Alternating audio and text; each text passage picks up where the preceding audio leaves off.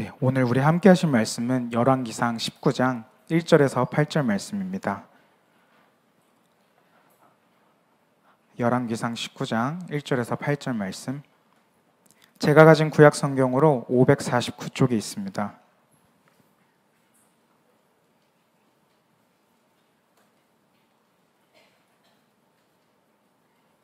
열왕기상 19장 1절에서 8절 구약 성경 549쪽입니다. 저희 함께 교독하실 텐데 제가 먼저 읽도록 하겠습니다. 아합이 엘리야가 행한 모든 일과 그가 어떻게 모든 선지자를 칼로 죽였는지를 이세벨에게 말하니 시신을 알리야에게 보내어 이르되 내가 내일 이맘때에는 반드시 내 생명을 저 사람들 중 한 사람의 생명과 같게 하리라. 그렇게 하지 아니하면 신들이 내게 벌 위에 벌을 내림이 마땅하니라 한지라.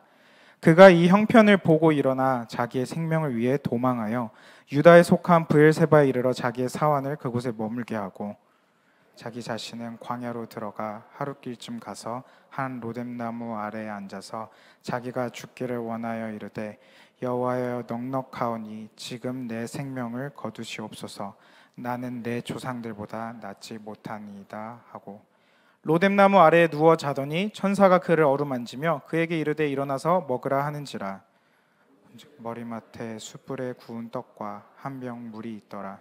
이에 먹고 마시고 다시 누웠더니 여호와의 천사가 또다시 와서 어루만지며 이르되 일어나 먹으라. 내가 갈 길을 다 가지 못할까 하노라 하는지라. 이에 일어나 먹고 마시고 그 음식물에 힘을 의지하여 40주 40야를 가서 하나님의 산 호렙에 이르니라. 아멘. 할렐루야. 6월의 마지막 날 소망의 금요기도에 오신 성도님들을 진심으로 환영하고 축복합니다. 모든 예배가 소중하고 모든 예배가 은혜가 넘치지만 저에게 위더스 예배만큼 소망의 금요기도 또한 소중하고 특별한 예배입니다. 그리고 애틋한 예배입니다. 하나님께서 어루만져 주시는 치유와 회복이 있었고 음성을 들을 수 있는 예배가 바로 이 예배였습니다. 그렇게 오늘 저는 말씀을 준비하면서 회복이라는 단어에 초점을 맞추게 되었고 본문의 말씀을 가지고 자연스럽게 선지자 엘리야를 회복시키셨던 일을 묵상하며 준비하게 되었습니다. 그래서 저는 오늘 영적 번아웃과 회복 탄력성이라는 주제를 가지고 은혜를 나누길 원합니다. 그렇게 오늘 말씀은 분석과 적용보다는 스토리텔링, 즉 이야기를 들려드리는 시간이 더욱 많을 것 같습니다. 익히 잘 아시는 이야기입니다. 그리고 근래 자주 언급되는 인물의 이야기이지만 오늘 엘리야의 이야기를 통해 회복의 역사가 있기를 간절히 기대하고 소망합니다. 제가 미국에 있을 때 다니던 교회에서 있었던 일입니다. 뉴욕 맨해튼의 천문학적으로 비싼 땅값 때문에 맨해튼에 위치한 많은 한인교회들은 자체 건물을 소유하고 있는 교회가 거의 없습니다. 아예 없다고 보셔도 무방합니다. 제가 다니던 교회는 이 로어 맨하튼 쪽에 자유의 여신상이 위치한 하단 쪽에 어느 한 초등학교, 공립초등학교 건물을 빌려서 예배를 드리던 교회였습니다. 학교 건물을 빌려서 쓰다 보니까 매 아침 그리고 매 저녁 모든 음향 장비부터 영상 장비 그리고 조명 등등 여러 장비를 카트에 실어 나르는 진기한 풍경이 항상 펼쳐졌었습니다. 찬양팀이라면은 이 자매님들도 이런 모니터 스피커 한 개 정도는 으차하면서 들어가지고 나를 수 있고 이제 그런 모든 교회가 다 같이 세팅하고 철거하는 것을 함께하는 그런 교회였습니다. 그렇다고 자매님들께 이걸 드셔야 한다고 부담드리는 건 절대 아닙니다. 아침 7, 8시쯤 그렇게 학교 강당에 장비를 세팅하고 모든 것이 잘 작동하는지 테스팅하면서 시작했습니다. 세팅되면 찬양팀이 연습을 하고 연습하면서 음향도 체크하며 그렇게 예배를 준비했습니다. 예배가 시작하고 찬양이 끝나면은 저는 내려오자마자 방송실로 달려가서 현지 성도를 위해 통역을 했습니다. 제가 뭐라고 통역했는지 횡설수설해서 잘 기억도 안 난 채 예배는 끝이 났었습니다. 새가족 섬김팀으로 달려가서 잘 모르는 어색한 사람들과 제가 소심하고 소극적인 내향임에도 불구하고 같이 밥을 먹었습니다. 그러다 오후 예배 시작 전에는 또 찬양팀 연습이 있어서 내려갔었습니다. 그렇게 오후 예배 순서가 끝나고 나면은 구역끼리 교제 시간을 가지고 당시 차가 있던 사람이 많이 없던 터라 모든 순서가 다 끝나고 나면은 차량 운행을 했었어야 했습니다. 모든 순서가 끝나고 집에 오면은 한 10시, 11시 그쯤 됐었던 것 같습니다. 사실 지금 우리 교회에도 이렇게 타이트하게 여러 사역을 감당하시는 분들이 너무나도 많습니다. 그리고 그분들에 비하면 저의 경험 정말 아무것도 아니지만 이렇게 분주함 속에 살던 어느 날 저는 한순간에 지쳐있는 저를 발견할 수 있었습니다. 매 주일에 다가오는 것이 두렵고 스트레스였던 것 같습니다. 직장에 나가기 전날 그 주일 밤 느껴진 여러 복잡 미묘한 그 감정이 있죠. 그 긴장감처럼 토요일 밤도 똑같은 감정을 느꼈던 것 같습니다. 말씀을 들어도 들리지 않습니다. 예배 순서가 끝날 때마다 얼른 모든 것이 끝나고 집에 돌아갔으면 좋겠다라는 생각이 들고 교회 내 어떤 소식에도 흥미가 유발되지 않았습니다. 그랬으면 안 되었고 참 후회되던 순간이었는데 오랜 시간을 고민한 뒤 마침내는 교회를 옮기기로까지 결정을 합니다. 하지만 저는 그런 결정 후에 가장 최악이었던 영적으로 침체되는 힘든 시간을 겪게 되었습니다. 이런 현상을 요즘 언어로 우리는 흔히 번아웃 되었다라고 부르기도 합니다. 신체적 탈진, 정신적 탈진을 뜻하는 이 번아웃은 신체적뿐만 아니라 정신적, 감정적으로도 일, 학업 등 장기간에 걸쳐서 지속적으로 에너지가 고갈되는 현상을 우리가 부르고 있습니다. 피로도가 증가하기도 하고 예민하고 부정적인 생각이 들기도 합니다. 그로 인해 삶에서 능률이 떨어지고 마음에 거리감이 생기는 것을 뜻합니다. 2019년 5월 세계보건기구 WHO는 제11차 국제질병표준분류기준에서 번아웃 증후군을 건강 상태에 영향을 미칠 수 있는 직업 관련 문제 현상으로 추가하기도 했는데요. 이는 휴식을 취해도 계속 남아있는 피로감, 의욕 상실, 무기력함, 불면증, 자신감 결여, 감정 기복, 두통 등 여러 증상을 동반한다고 합니다. 여기에 끄덕거리심이 있으시면 안 되는데 네, 공감해 주셔서 감사합니다. 근데 한번 이거를 교회에 적용을 해보겠습니다. 목회 데이터 연구소에서 2022년 5월에 발표한 자료에 따르면 30.7% 이상의 목회자분들께서 번아웃 증상을 겪고 있다고 합니다. 이는 비단 한국뿐만 아니라 미국 유명한 여론조사 기관인 바나그룹 그리고 라이프웨이에 따르면 미국 내에서도 30%에서 38% 정도 되는 목회자분들께서 같은 증상을 겪고 계시다고 합니다. 목회자분들뿐만 아니라 성도님들께서도 이런 비슷한 증상을 겪고 계시다는 그런 여러 자료들이 나와 있습니다. 그리고 느끼고 있는 분들도 이 자리에 함께 하실 수도 있을 것 같습니다. 잘 해오던 신앙생활과 사역에 만족과 기쁨이 사라지기 시작하기도 하고 점점 감정적으로 바뀌어지는 내 자신을 보고 남들을 향한 비난과 정죄가 가득 차기 시작하는 현상, 이것이 바로 우리가 부를 수 있는 영적인 번아웃 현상일 것 같습니다. 오늘 우리가 읽은 본문 말씀은 갈멜산 대결에서 놀라운 모습을 보여주었던 엘리야의 놀라울 정도로 반대되는 모습을 보여주는 장입니다. 엘리야는 무슨 이유에서 그렇게 놀랍도록 역사에 남을 일을 겪고 나서 이렇게 되었을까요? 번아웃을 겪고 있는 수많은 분들께서는 어떤 이유에서 이런 영적인 번아웃이라는 현상을 겪고 있는 것일까요? 그런 의미에서 우리 함께 첫째 대지를 함께 읽어주셨으면 좋겠습니다. 함께 읽으시겠습니다. 시작. 빼앗길 수 있는 것이며 빼앗길 때 하나님 앞에 솔직히 고백해야 합니다. 엘리야의 이런 모습은 번아웃 증상보다는 조금 더 심한 우울증에 가까웠을 것 같습니다. 정말이지 영적 거장이었던 엘리야. 흔히 어떤 학자들은 엘리야를 이 엘리야가 없이는 구약의 야훼 종교가 유지가 불가했을 것이다 라고 평가할 정도로 엘리야의 그런 업적들은 높이 평가되고 있습니다. 그런데 이 모든 현상들이 그런 놀라운 일을 겪었음에도 불구하고 탈진해버린 엘리야의 그런 모습들은 엘리야의 부족함 때문이었을까요? 영적인 훈련의 부재 때문이었을까요? 흔히 힘든 시기를 겪거나 번아웃과 같은 증상을 겪는 그리스도인들에게 우리는 그들의 잘못이고 부족이다라는 판단하고 정죄하는 경우가 있고, 더욱이 신기한 건 본인도 그런 같은 현상을 지니고 있음에도 불구하고 그 옆에 있는 힘든 형제 자매를 지탄하는 경우가 종종 있기는 합니다. 우리 교회는 절대 아니지만요. 하지만 본문의 엘리야는요, 절대로 훈련이 덜 돼 있거나 부족한 사람이 아니었습니다. 오히려 늘 하나님과 함께 하신다는 사실을 확신하던 사람이었고 성경에 그렇게 기록되어 있습니다. 열왕기상 17장 1절 말씀입니다. 함께 읽으시겠습니다.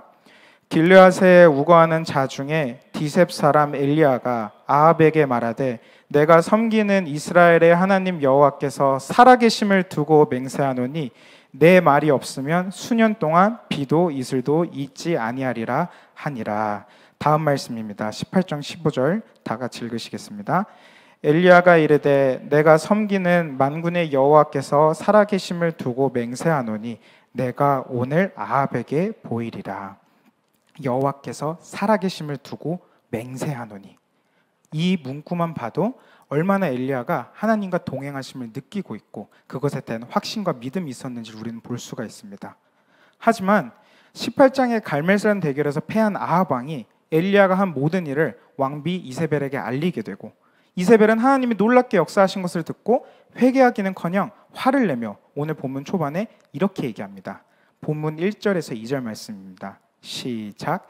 아합이 엘리야가 행한 모든 일과 그가 어떻게 모든 선지자를 칼로 죽였는지를 이세벨에게 말하니, 이세벨이 사신을 엘리야에게 보내어 이르되 내가 내일 이맘때에는 반드시 내 생명을 저 사람들 중 한 사람의 생명과 같게 하리라. 그렇게 하지 아니하면 신들이 내게 벌 위에 벌을 내림이 마땅하니라 한지라.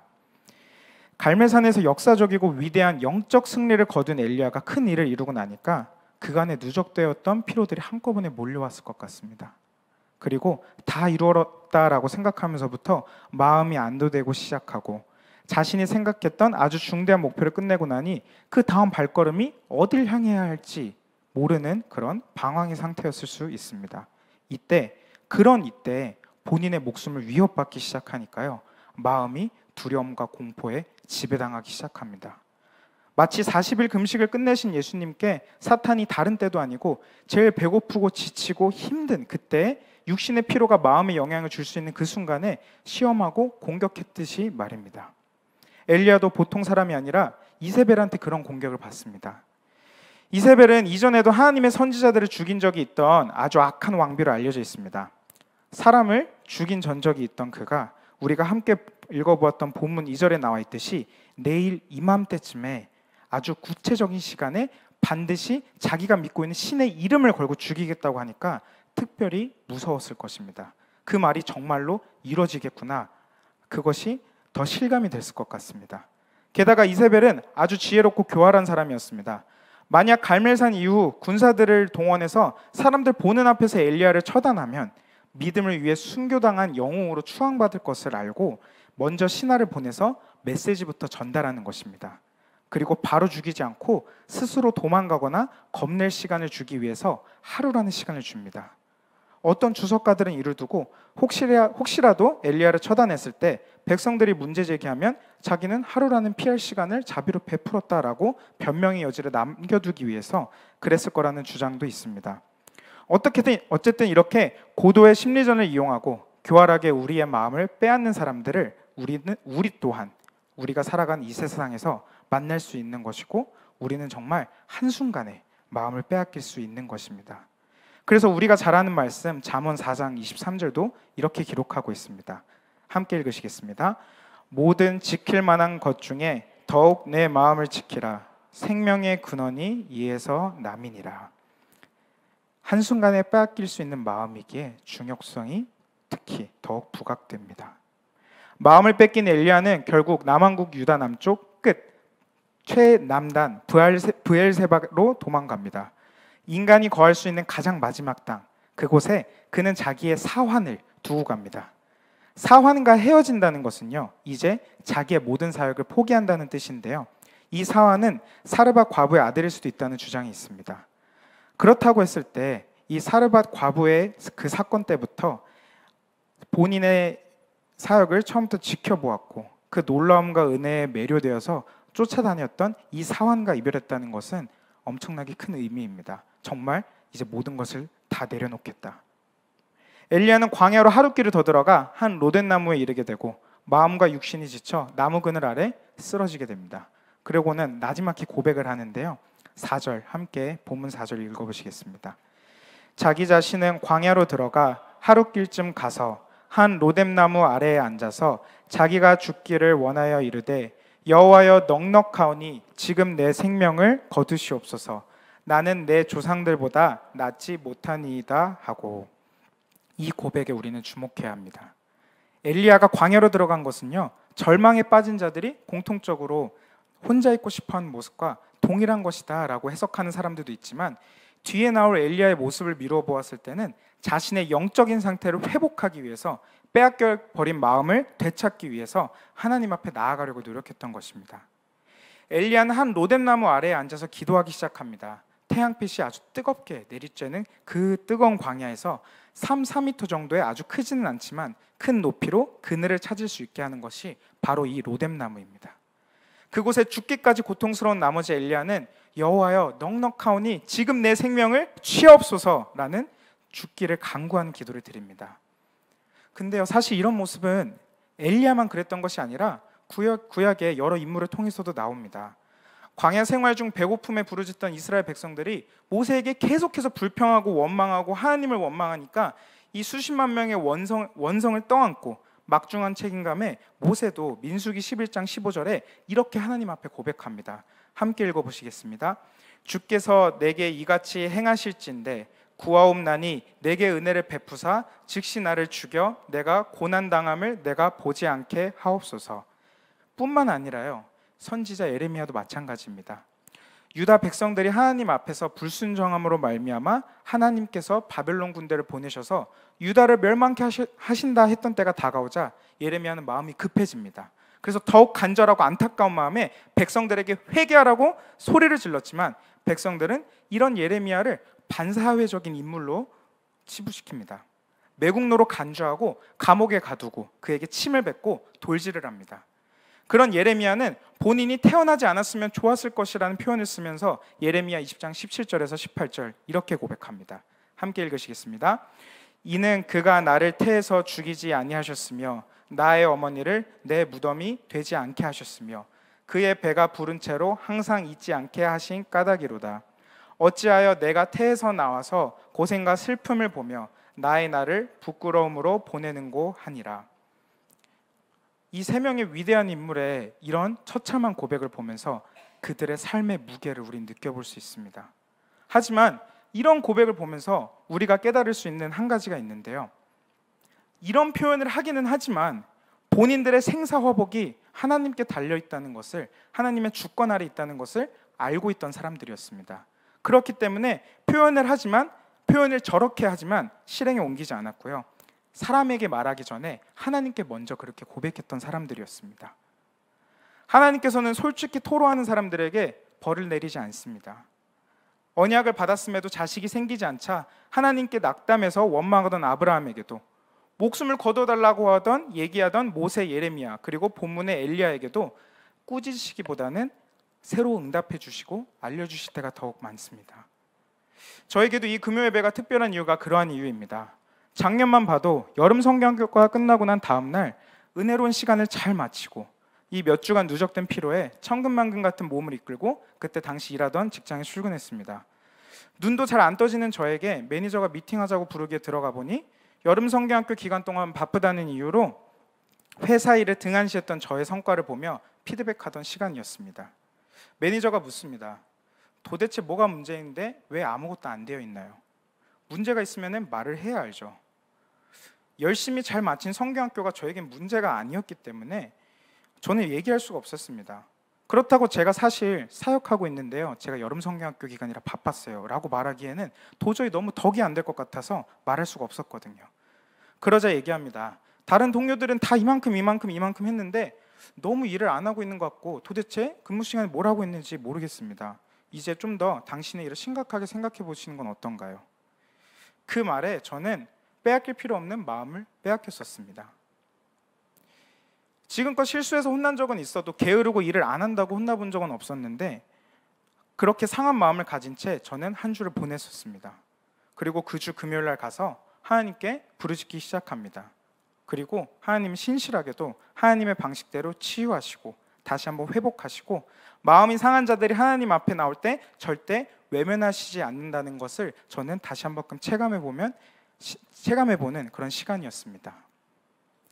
혹시라도 본인이 기도해도 아무런 응답이 없다고 의문을 품고 계신 분들이 있을 수 있습니다. 하지만 그분들께 되묻고 싶습니다. 얼마나 솔직하고 구체적으로 고백하셨나요?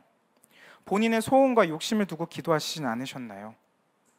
그렇게 오늘 이 시간에 저는 마음을 빼앗기고 지칠 대로 지쳐 힘든 시간을 보내고 계신 성도님들이 계시다면 기도의 자리로 초대하고 싶습니다. 매주 금요 예배를 나오지만 기도 가운데 아무런 느낌이 없다면 조금 변화를 줘보셨으면 좋겠습니다. 앞에 나와서 기도하신다든지 예배가 다 끝나고 나서도 기도해 보신다든지, 그리고 좀 더 솔직한 고백을 있는 그대로 담백하게 해보신다든지, 그렇게 할 때 분명히 시작하실 하나님의 치유와 회복이 있을 거라 기대하고 소망합니다. 그러면서 다음 장면부터는 솔직히 고백한 엘리야에게 하나님께서 어떻게 치유하기 시작하시는지 우리가 볼 수 있는데요. 그런 의미에서 우리 둘째로 함께 읽으시겠습니다.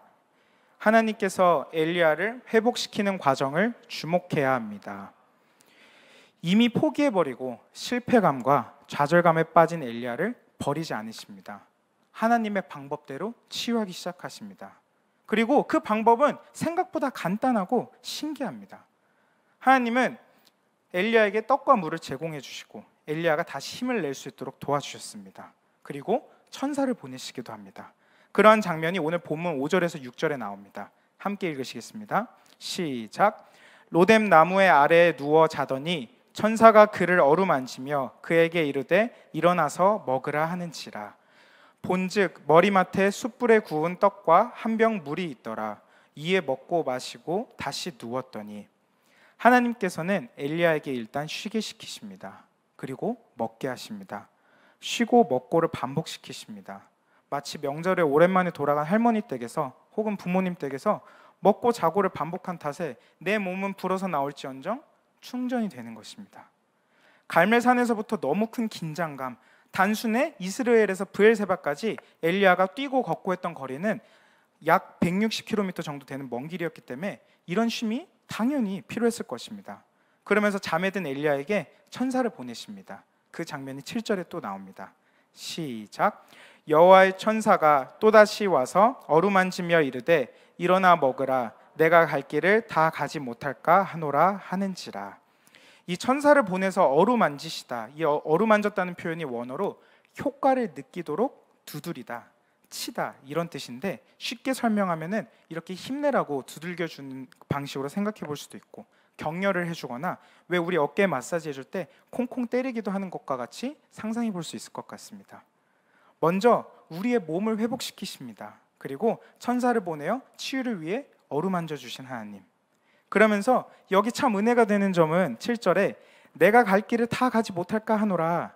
본인의 뜻하신 바를 또 이루게 하시기 위해 1차 사역이 갈멜산 대첩이었다면 2차 사역, 새롭게 쓰시기 위해 먼저 회복시키신 점을 우리는 볼 수 있어야 합니다. 우리가 흔히 번아웃이 와서 이 끝없는 사역 언제까지 해야 하나, 지쳐있거나 삶의 고된 고통 속에서 좌절하고 있는 모습을 의미 없는 시간들이라고 생각하실 수 있지만, 그 가운데서도 우리가 하나님 앞에 고백할 때 회복시키는 과정들을 통해 더욱더 크게 사용하시고 새롭게 사용하시기 위함임을 생각하면 참 은혜가 되지 않으십니까? 않으시군요. 혹시 그냥 일이 더 많아진다고 생각되셔서 간담회 서늘해지신 건 아니신지요? 회복시킨 엘리야를 하나님께서는 호렙산으로 보내십니다. 이어서 보겠습니다. 엘리야에게 8절에 이렇게 말씀하십니다. 함께 읽으시겠습니다. 이에 일어나 먹고 마시고 그 음식물의 힘을 의지하여 40주 40야를 가서 하나님의 산 호렙에 이르니라.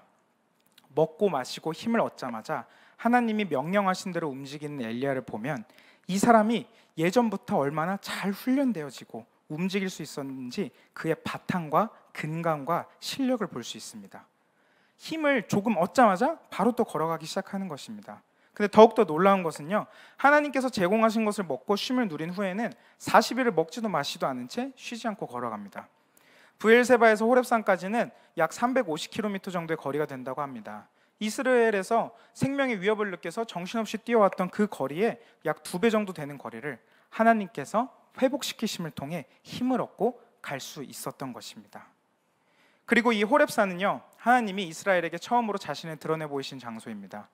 그 산에, 그 역사의 장소에 엘리야가 가는 것입니다.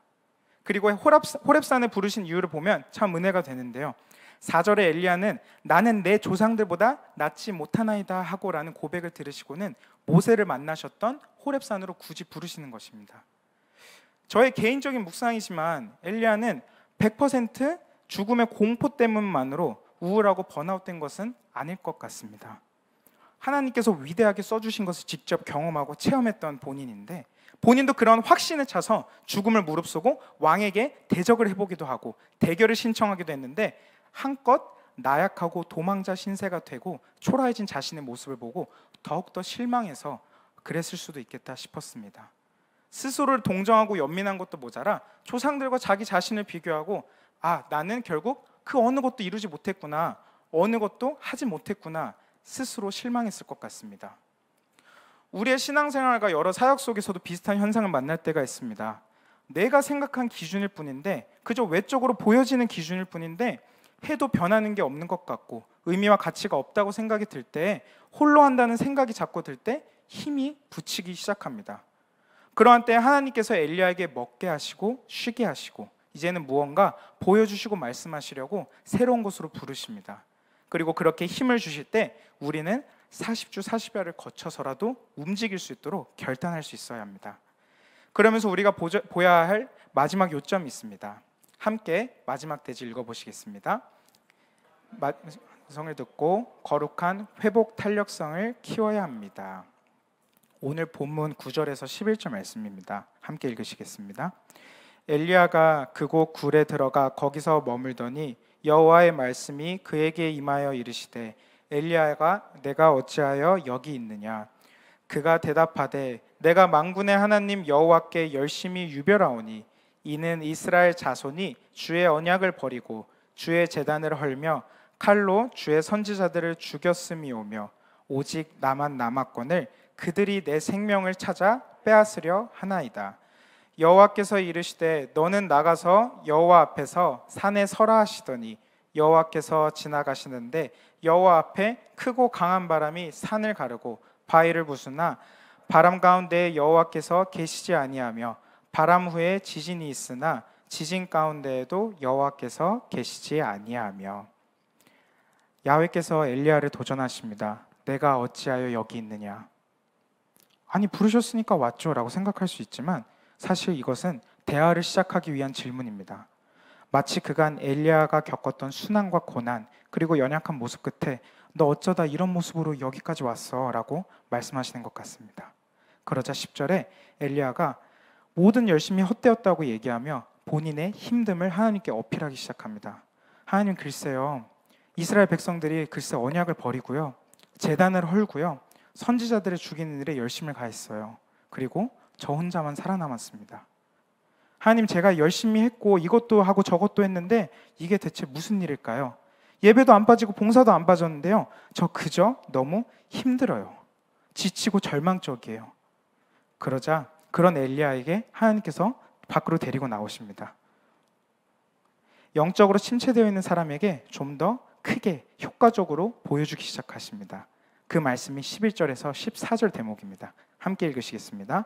여호와께서 이르시되 너는 나가서 여호와 앞에서 산에 서라 하시더니 여호와께서 지나가시는데 여호와 앞에 크고 강한 바람이 산을 가르고 바위를 부수나 바람 가운데 여호와께서 계시지 아니하며 바람 후에 지진이 있으나 지진 가운데에도 여호와께서 계시지 아니하며 또 지진 후에 불이 있으나 불 가운데에도 여호와께서 계시지 아니하더니 불 후에 세미한 소리가 있는지라. 엘리야가 듣고 겉옷으로 얼굴을 가리고 나가 굴 어귀에 섬에 소리가 그에게 임하여 이르시되 엘리야야 내가 어찌하여 여기 있느냐. 그가 대답하되 내가 만군의 하나님 여호와께 열심히 유별하오니 이는 이스라엘 자손이 주의 언약을 버리고 주의 제단을 헐며 칼로 주의 선지자들을 죽였음이오며 오직 나만 남았거늘 그들이 내 생명을 찾아 빼앗으려 하나이다. 우리는 지금 엘리야를 다시 한 번끔 선지자로 임명하시려고 부르시는 장면을 보고 있습니다. 여기서 바람, 지진, 불이라는 것은요, 지금까지 하나님께서 임재하실 때, 현현하실 때 나타나는 자연현상이었습니다. 마치 출애굽기 19장에 시내산에 불로서 강림하셨던 것처럼요. 엘리야에게 새로운 소명을 주실 때 새로운 방식으로 임재하십니다. 그리고 그 새로운 소명은요, 하나님의 세미한 소리를 통해 허락하십니다. 하나님께서 산을 가르고 바위를 부술 정도로 강한 바람을 먼저 보여주셨죠. 그리고 온 땅이 흔들릴 정도로 강한 지진을 보여주시고, 이기 선조 때부터 하나님께서 임재하시는 방법이었던 불에도 계시지 않습니다. 그러자 세미한 소리를 들었는데요, 마치 귓가에 속삭이는 것 같은 그 세미한 소리에 하나님의 임재를 느꼈던 것입니다. 그리고 엘리야가 그 임재를 느끼기 시작하니까요, 경외하는 마음으로, 두려운 마음으로 엘리야는 겉옷으로 자기 얼굴을 나가서 가리기 시작합니다. 그러고는 나가서 굴 어귀에 섭니다. 바람도 지진도 불도 아닌 음성을 통해 나타나신 이 사건은 하나님께서 우리 눈에 뚜렷이 보이는 현상으로 항상 나타나는 것이 아니라는 것, 하나님의 주권에 따라 다양한 방식으로 필요한 자에게 가장 적합한 형태로 만나주신다는 점을 깨닫게 하시는 것입니다. 하지만 놀랍게도 이걸 듣고도 엘리야는 또 같은 대답을 내놓습니다. 자기 열심히 유별하여서 너무 대단했고요. 저는 눈에 보이는 변화가 없었고요. 그 사람들은 자기를 죽이려고 했고요. 그러자 여기서부터는 엘리야가 해야 하는 일에 대해서 다시 한번 새롭게 알려주고 계십니다. 그 말씀이 15절에서 18절 말씀입니다. 이번에는 교독하겠습니다. 제가 먼저 읽겠습니다. 여호와께서 그에게 이르시되 너는 내 길을 돌이켜 광야를 통하여 다메섹에 가서 이르거든 하사엘에게 기름을 부어 아람의 왕이 되게 하고 너는 또 님시의 아들 예후에게 기름을 부어 이스라엘의 왕이 되게 하고 또 아벨 무홀라 사밧의 아들 엘리사에게 기름을 부어 너를 대신하여 선지자가 되게 하라. 하사엘의 칼을 피하는 자를 예후가 죽일 것이요 예후의 칼을 피하는 자를 엘리사가 죽이리라. 그러나 내가 이스라엘 가운데 7,000명을 남기리니 다 바알에게 무릎을 꿇지 아니하고 다 바알에게 입맞추지 아니한 자니라. 엘리야가 무서워서 도망쳐 나온 곳, 그곳으로 다시 돌아가라고 하는 것입니다. 자기는 죽음을 피해서 왔는데 너무 두려워가지고 그쪽으로는 머리도 베고 자고 싶지도 않은데 그곳으로 다시 가라고 하십니다. 피하기 바빴던 이세벨, 아합왕 이들을 다시 한번 마주쳐서 직접 맞서 싸우라고, 이겨내라고 하시면서요. 그리고 예전에는 겨우 한 나라의 선지자였는데요, 이제는 북이스라엘과 남유다까지 전부 다 선지자로서 섬기도록 더 사역의 범위를 확장시켜 주시는 것을 볼 수 있습니다. 다시 부르셨는데요, 이제는 글로벌한 사람이 된 것입니다. 160km를 도망치고 하나님 앞에서 떼쓰고 먹고 자고 쉬던 그 모든 시간들이 끝나고 불만을 토로하고 힘든 시간 끝에 하나님께 새로운 사명을 받고 회복되는 엘리야의 모습을 우리는 보았습니다. 뿐만 아니라요, 함께 할 수 있는 동역자를 붙여주시는데 그게 바로 바알에게 무릎 꿇지 않은 이스라엘 백성 7,000명과 엘리야의 제자 엘리사입니다. 사실 엘리야는 고독했을 것입니다. 열심히 하나님을 위해서 일하는 사람이 자기 혼자뿐이라는 생각 때문에 많이 적적했을 것 같습니다. 나라가 무질서하고 하나님을 배교하는 백성들이 속출하던 그때 하나님의 말씀을 전하던 자들은 모두 피해 다니던 그때 엘리야가 있었습니다. 하지만 그렇게 혼자만 열심히 내고 있다는 생각에 그를 외롭고 지치게 만든다는 것을 이미 하나님께서는 잘 알고 계셨습니다. 그래서 붙여주셨습니다. 이스라엘 가운데 7,000명을요. 너가 모르고 있었던 바알한테 무릎을 꿇지 않았던 이 사람들이 7,000명이나 있다고 알려주십니다. 그리고 후계자도 붙여주시는데요, 엘리사라는 멋진 후계자를 붙여주십니다. 그러면서 최종적으로 회복하는 엘리야의 모습을 우리는 볼 수 있습니다. 그리고 이 회복되는 엘리야의 모습을 보면서 저에게 떠오른 두 번째 키워드가요, 이제는 많이 알려진 개념이지만 바로 회복 탄력성입니다. 힘들고 지쳐버렸던 시간을 통해서 이게 그냥 힘들기만 하면 고난으로서 끝나버리는 것이 아니라 그 시간이 우리에게 점차 쌓이고 그 시간들이 실력이 되어서 우리의 회복 탄력성이 되어야 할 줄 믿습니다. 이 회복 탄력성은 통상 다양한 시련과 역경 그리고 실패 등이 주는 좌절감과 무기력을 오히려 도약의 발판으로 삼아서 더 높이 올라가는 이른바 마음의 근력을 뜻한다고 합니다. 저는 이 영적 회복 탄력성을 생각해 봤을 때 우리의 말로 쉽게 두 글자로 표현하자면 바로 신앙일 것 같습니다. 익히 우리가 여러 설교를 통해 들었습니다. 벼랑 끝에서도 소망을 가질 수 있는 것이 바로 신앙이니까요. 고민이 생길 때 그 고민으로 인해 너무 힘들어서 내 인생에 바닥까지 철저하게 내려가 힘이 없고 무기력하던 때, 그럴 때 하나님을 다시 찾으면 다시 한번 점프하고 올라갈 수 있는 것이 바로 신앙이라는 것입니다. 영적인 번아웃 상태에 이르러 듣는 설교 속에서 듣고 집중하는 상태를 유지하는 것은 쉽지 않습니다. 그 번아웃 상태에서 회복을 꿈꾸고 무언가 새로를 시도하고 봉사를 한다는 것은 더욱더 쉽지 않을 것입니다. 이제 사역한 지 고작 1년 반 된 저의 입에서 나오는 번아웃이라는 말은 다소 어색하고 설득력이 떨어질지 모르겠습니다. 오늘 유독 제가 피곤해 보인다는 말을 많이 들었는데 저는 체력이 안 좋은 것이지 번아웃이 된 것이 아닙니다. 그렇기에 저는 오늘 성경 말씀을 통해 나오는 엘리야의 이야기에 중점을 두고 싶었습니다. 기록된 말씀은 전부 사실이고요, 오늘을 살아가는 우리의 삶에도 적용되어야 하니까요. 엘리야처럼 겪는 모든 지친 시간 끝에 하나님의 신실한 회복의 과정 끝에, 그리고 새롭게 들려주시는 이 세미한 음성과 부어주시는 하나님의 뜻 가운데 우리는 모든 것을 이겨낼 수 있습니다. 사랑하는 성도 여러분, 이 이야기를 큰 그림에서 보자면요, 이 절망한 한 인간에게 물리적으로 무언가를 공급받을 수 없는 광야에서 저를 죽여주세요라고 애절하게 외치고 있는 그런 척박한 환경에서 하나님께서는 의식주를 제공해 주십니다. 말로 형용하기 힘들 정도로 광대한 자연현상이 아니라 세미한 음성 속에 거하시는 하나님, 우리는 흔히 하나님은 이래야죠, 하나님 이렇게 하셔야죠 라고 틀에 넣음에도 늘 새로운 모습을 보여주시면서 우리를 새롭게 하시는 하나님을 큰 그림에서 함께 봤으면 좋겠습니다. 엘리야를 회복시켜서 새로운 사명으로 불러내시는 하나님의 명령은요, 새로운 역할을 위임하시는 것도 있지만 미래의 승리에 대한 약속이기도 합니다. 그리고 이 미래의 승리는요, 오늘 본문 말씀이 지나고 나머지 열왕기상 이야기를 통해 나타납니다.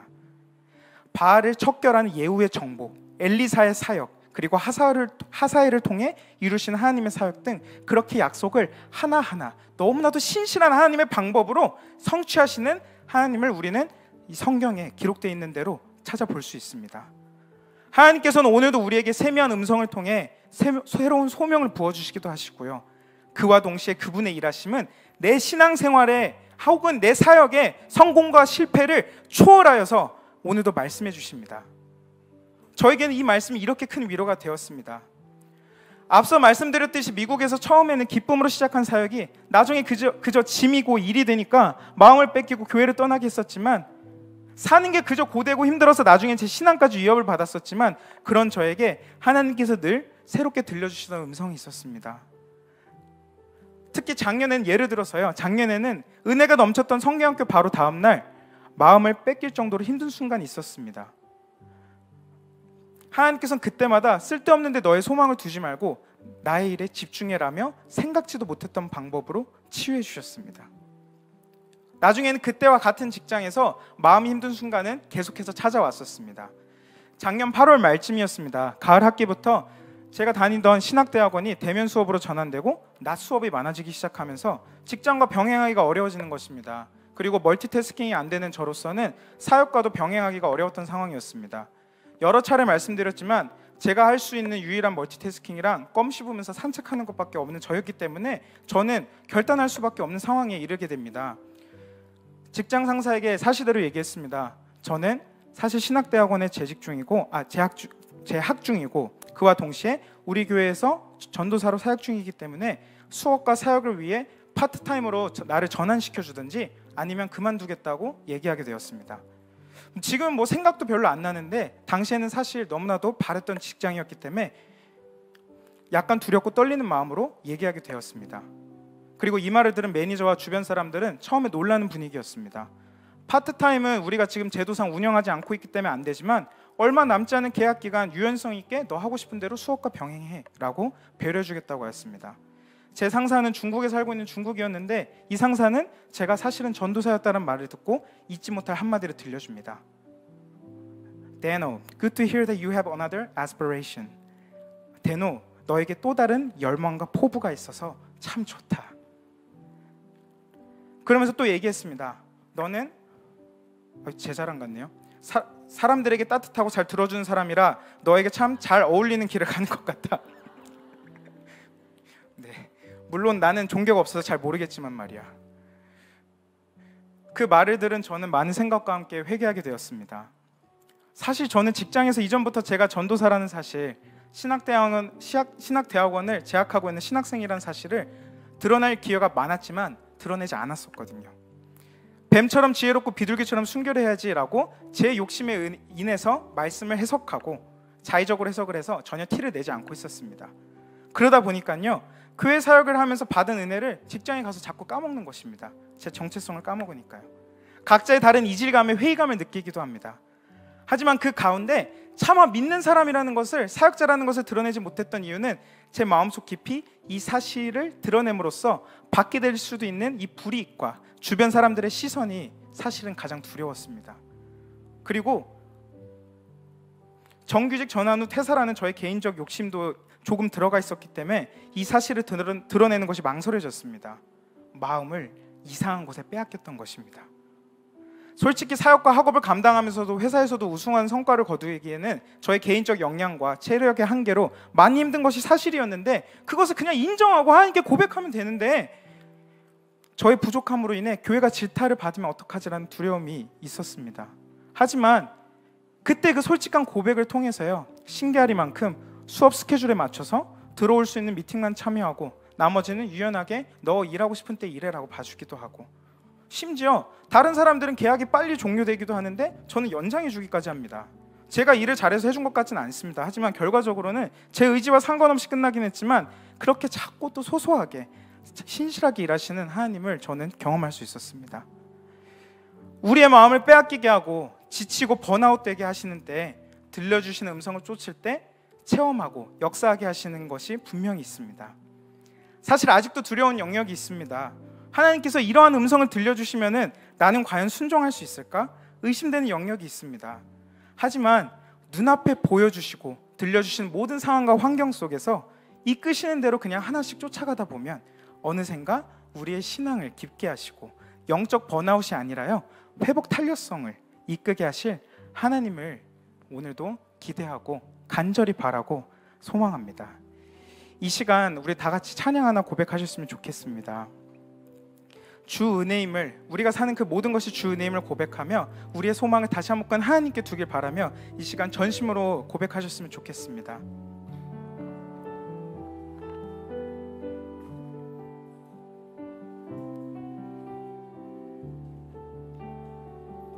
주 나의 모습 보내, 주 나의 모습 보내, 상한 나의 맘 보시네, 주 나의 눈물 안에 홀로 울던 마마시, 주 사랑이 내게 있음을 고백합시다. 주 사랑 내게 있네, 그 사랑이 날 채우네, 주 은혜 내게 있네,